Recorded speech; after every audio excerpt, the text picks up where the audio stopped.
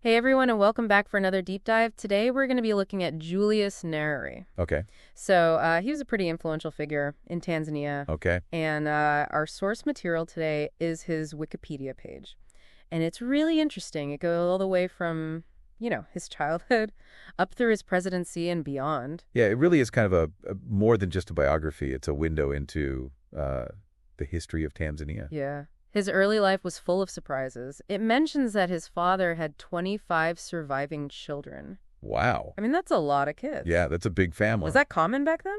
Well, in pre-colonial Zanaki culture, large families were pretty normal, especially for chiefs. It was a sign of their status. Okay, so it's like we can't really judge the past by today's standards. Right. It also says he had to walk 35 kilometers to get to boarding school Wow. as a child. What drove that kind of dedication? That's amazing. I mean, that's a real testament to his ambition. But also, we have to remember the context here.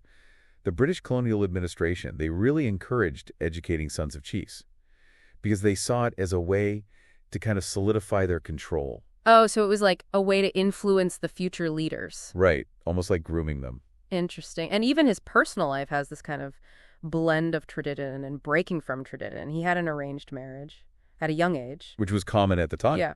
But later, he chose to marry Maria Gabriel for love. Interesting. So that seems like he's really pushing against tradition there. Yeah. It shows that even during a time of arranged marriages, that individual desires still mattered. Right. Then there's this incredible detail that he studied at the University of Edinburgh in Scotland. Okay. And he was one of only 2 black students from British East Africa there at the time. What a statement. Yeah, it really highlights the limited opportunities that were available to Africans under colonial rule. Yeah. So speaking of breaking barriers, he founded the Tanganyika African National Union, or two. And he really led this charge against British colonial rule, but instead of resorting to violence, he chose nonviolent resistance. Right. What influenced that decision, do you think? I think a lot of factors were at play. But, it's fascinating that similar ideas were taking root globally at that time, like Gandhi's movement in India or the American Civil Rights Movement. So it's like a global wave of peaceful resistance was building. Yeah. Wow, and he stood firm, even in the face of opposition. I was reading that. During a visit to the UN, he was restricted by the U.S. government. Really? At the request of the British. Wow. That's a tense political climate. Yeah, that's a stark reminder of how the Cold War was playing out on a personal level.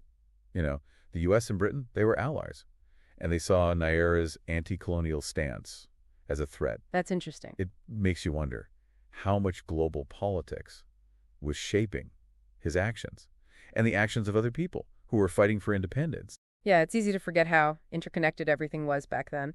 Then there's the story of the 1958 elections. Okay. There was a lot of debate within TANU about whether to participate at all, but Nyerere pushed for it, and they won in a landslide. Wow. What made him so confident in that decision? Well, he was a brilliant strategist. And he, by participating, it legitimized TANU in the eyes of the world and the colonial administration. Oh, so he was really thinking ahead. It proved they had positive support and really accelerated the path towards independence. It's like he outmaneuvered the system from within. Exactly. So let's fast forward to his presidency. Okay. Nyerere accomplished so much. He unified Tanganyika with Zanzibar to form Tanzania, and he launched ambitious social reforms through the Arusha Declaration. The Arusha Declaration. Can you tell us more about? Yeah, so the Arusha Declaration was really like Nyerere's blueprint for a new Tanzania. It was all about building a democratic socialist state that emphasized self-reliance. So he was aiming for a more equitable society. But alongside the successes, there were struggles too. Right. The nationalization of industries and the forced villagization program are both mentioned. It sounds like these policies didn't always pan out the way he intended. Yeah, bold policies often come with unintended consequences, like the villagization program.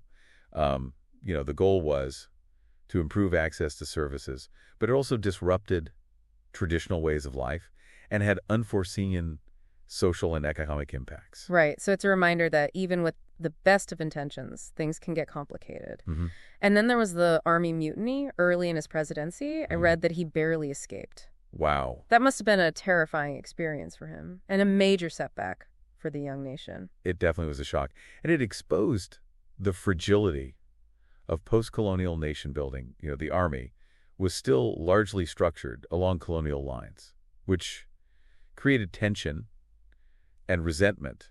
It's like the ghost of colonialism was still haunting the newly independent nation. Yeah. And speaking of ghosts, I can't imagine what it must have been like for Nyerere to deal with the expulsion of Ugandan Asians from Uganda under Idi Amin. Oh, right. Tanzania refused them entry, citing concerns about racial tensions at home. That must have been such a difficult dilemma to face. Imagine being caught between humanitarian impulses and the very real concerns about maintaining stability within your own country. And then to top it all off, Tanzania went to war with Uganda. Wow. And actually toppled Idi Amin. That's an incredible feat. It is. But I can only imagine what the war did to Tanzania's economy, Yeah. which was already facing challenges. The economic consequences were severe. But it's interesting to see how Nyerere, even in the face of such hardship, remained committed to his socialist principles. He rejected IMF austerity measures, even though they offered debt relief. Wow. His convictions clearly ran deep. Yeah, it really does speak to how strongly he believed in these ideas. But here's something I found interesting. Even after stepping down as president, Okay. Nyerere remained active in politics. He became a vocal advocate for a multi-party democracy in Tanzania, and even helped mediate peace talks in Burundi. Really? What prompted this shift in his thinking? He had been a strong supporter of a one-party state. Yeah, it shows how much he was willing to adapt and learn from experience. He recognized that the political landscape in Africa was changing, and he saw the need for a more inclusive system. It makes you wonder how his views on democracy would have continued to evolve if he had lived longer. Yeah, what would he be like today? Yeah, what kind of leader would he be? But let's go back a bit and dive into his political ideology. Okay. Because this is where things get really complex.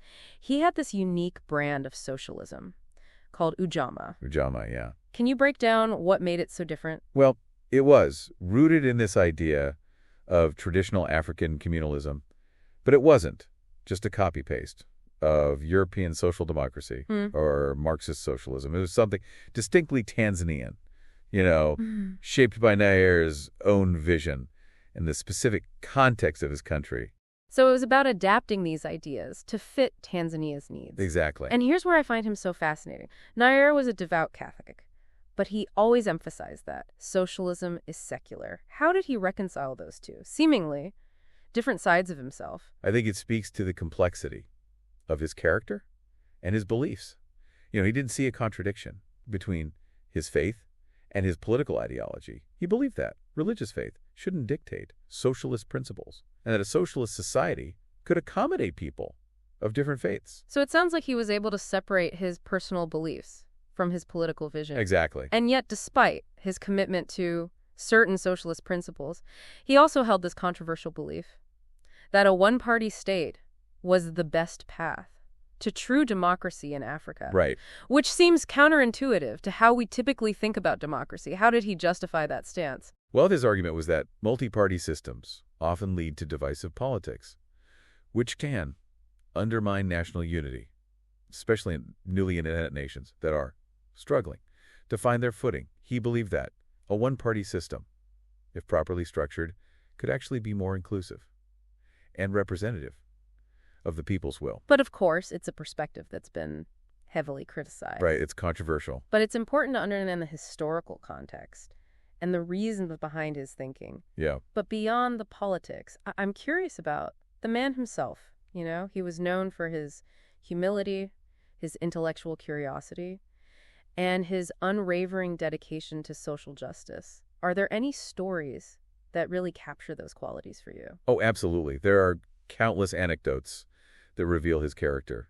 There's one story about how he refused infrastructure improvements for his own home region because he didn't want to appear to be favoring it. He was deeply committed to fairness and equality, even if it meant putting his own interests aside. That's a powerful example of his commitment to those principles.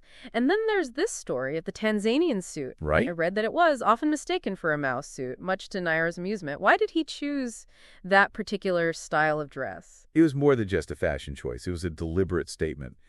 He wanted to create a national identity that was distinct from both Western and Eastern influences. He was frustrated. By the way, the West tended to view Africa through the lens of the Cold War, trying to categorize leaders as either pro-West or pro-Soviet. The Tanzanian suit was his way of saying, we're forging our own path. It was like a symbol of his independent spirit and his vision for Tanzania. It's incredible to think that he's now being considered for sainthood by the Catholic Church. Wow. What a legacy for a man who was both a revolutionary leader and a devout believer. Nyerere's legacy is complicated and multifaceted. He achieved remarkable things in education, healthcare, and Pan-African unity. But his economic policies had mixed results, and his one-party state model drew criticism. He was a man of contradictions, a visionary leader who left an undeniable mark on Tanzania and the world. Yeah, it's amazing how we can learn so much about a whole country just by looking at the life of one person. It shows you how powerful individual action can be. Yeah. And how someone with vision can really shape history. Absolutely. And Nyerere's story isn't just about, dates and events. It's really about the impact that one person can have on a whole nation's trajectory. Yeah.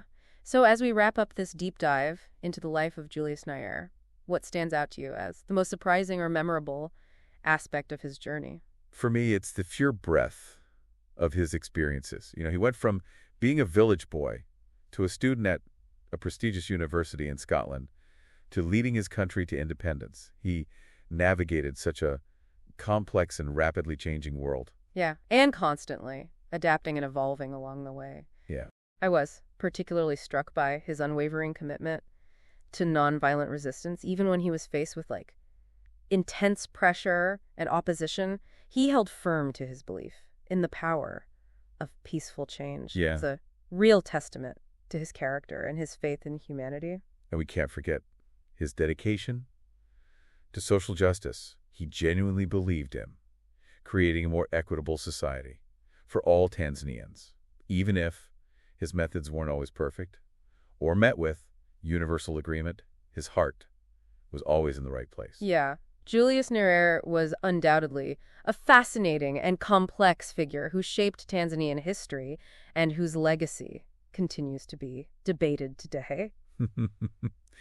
It's clear that his impact goes far beyond the borders of his own country. Right. And that's the beauty of a deep dive like this. It's not about forming definitive judgments or trying to fit someone into a neat box. It's about sparking curiosity, encouraging critical thinking, and appreciating the nuances of a life lived on such a grand scale. So as we leave this conversation, here's a question for you to ponder. If Nyerere were alive today, how do you think he would approach the challenges facing Tanzania and the world in the 21st century? What lessons from his life and leadership might still hold relevance today? That's a great question to consider.